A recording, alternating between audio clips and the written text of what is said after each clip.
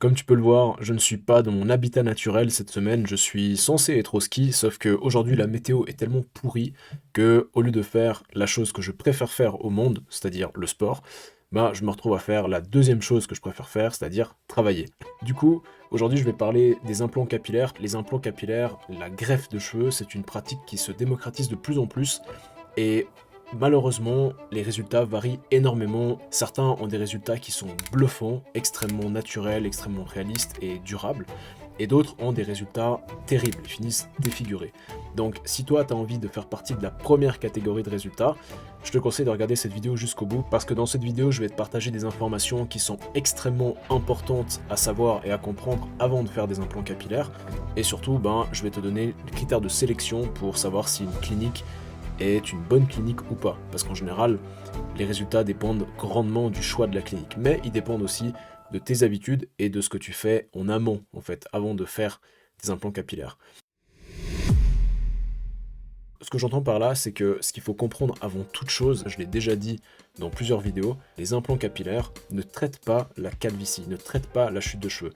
Tout ce que tu fais en faisant des implants capillaires, c'est remplacer les cheveux qui sont déjà tombés en prenant des cheveux qui ne sont pas sensibles à la DHT et en les implantant là où tu avais des cheveux avant qui eux étaient sensibles à la DHT.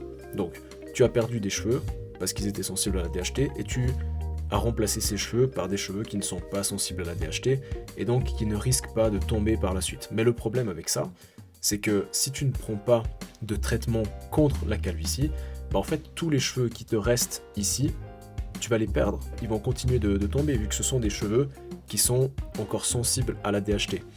Donc après tu vas te retrouver avec une bande de cheveux sur l'avant de la tête et rien derrière. Et ce qui est, selon moi, un look qui est vraiment pas agréable. Et malheureusement, je vois encore trop d'hommes dans la rue qui ont ce look. Et je les juge pas ou quoi que ce soit, je suis pas en train de dire qu'ils sont pas beaux ou je ne sais quoi. Enfin, ça me rend malheureux en fait pour ces hommes-là, parce que je me dis, ils avaient de bonnes intentions, ils voulaient soigner leur calvitie parce que ça les complexait, ce que je peux comprendre. Mais le problème, c'est qu'ils n'ont pas vraiment pris en compte tout ce qu'il fallait prendre en compte avant de faire ces implants capillaires. Et la deuxième erreur que la plupart des gens font, c'est qu'ils choisissent leur clinique de greffe de cheveux selon le prix. Et ça peut aller dans les deux sens. C'est-à-dire que certains vont choisir une clinique juste parce que c'est la moins chère, ils vont aller se faire des implants en Turquie à 1000 balles. Et comme je dirai plus tard, le problème c'est pas forcément d'aller faire des implants en Turquie en soi, parce que, fun fact, les implants capillaires ont été développés et inventés en Turquie, justement. Donc techniquement, c'est le meilleur pays où tu pourrais aller pour faire des implants capillaires, parce que c'est là-bas que ça a été développé.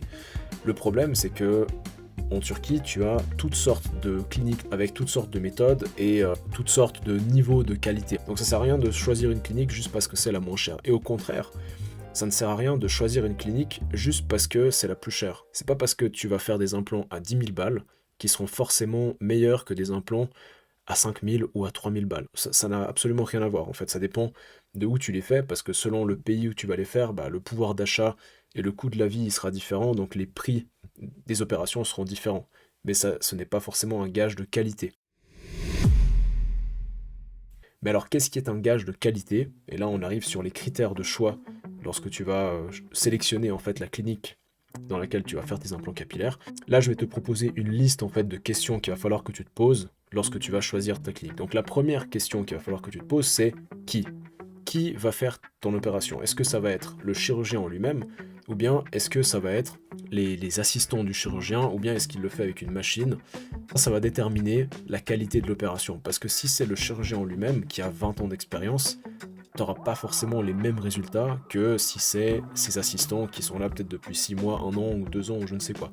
Donc il faut être attentif à ça. La deuxième question qu'il va falloir que tu te poses, c'est comment?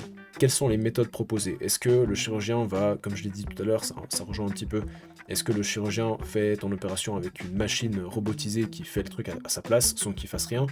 Est-ce que la méthode proposée c'est la FUT, où tu viens chercher une bande capillaire que tu viens extraire et ensuite prendre les follicules, ce qui est un peu une méthode un peu plus ancienne?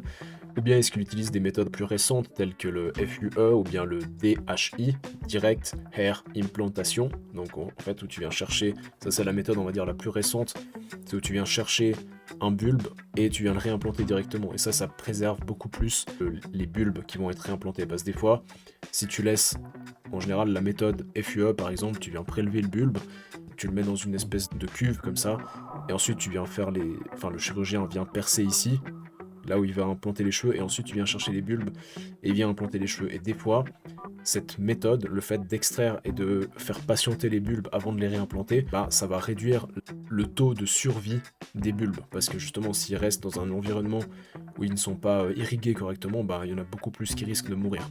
Donc la méthode proposée va également impacter les résultats que tu vas avoir avec l'opération. Donc ça, c'est des questions que tu vas pouvoir aborder avec ton chirurgien. Et si le chirurgien lui-même est un petit peu vague lorsqu'il va répondre à tes questions, il sait pas trop, bien, t'as pas vraiment des réponses claires à tes questions, ça aussi c'est un red flag. Ça veut dire que même lui il est pas au clair, ça veut dire que peut-être c'est pas lui qui fait l'opération, etc. Donc je me méfierais, je chercherais plutôt une autre clinique. Et ça rejoint le troisième critère de sélection qui est quel est le service qui englobe cette opération. Est-ce que tu as un premier rendez-vous avec le chirurgien pour qu'il puisse évaluer ta situation, voir si ta chute de cheveux est stable, te poser des questions, est-ce que tu prends du finastéride, depuis combien de temps, etc. Est-ce qu'il y a un suivi par la suite où il va te proposer certains médicaments, tu as des anti-inflammatoires, des antibiotiques pour éviter que tu aies une inflammation, une infection, etc. Parce que des fois, tu as certaines cliniques, tu vas y aller, ils vont te faire tes implants comme si tu allais chez le coiffeur, tu vois, chez le barbershop, et après tu repars et il n'y a plus de nouvelles, tu vois, ils vont pas te proposer des médicaments, tu vois, il y a de tout. Malheureusement, c'est un marché où il y a de tout, qui n'est pas forcément réglementé de la même manière selon où tu vas faire ton opération, donc il faut se poser les bonnes questions. Et finalement, le quatrième critère de sélection, qui pour moi en tout cas est important, c'est est-ce qu'il y a des preuves?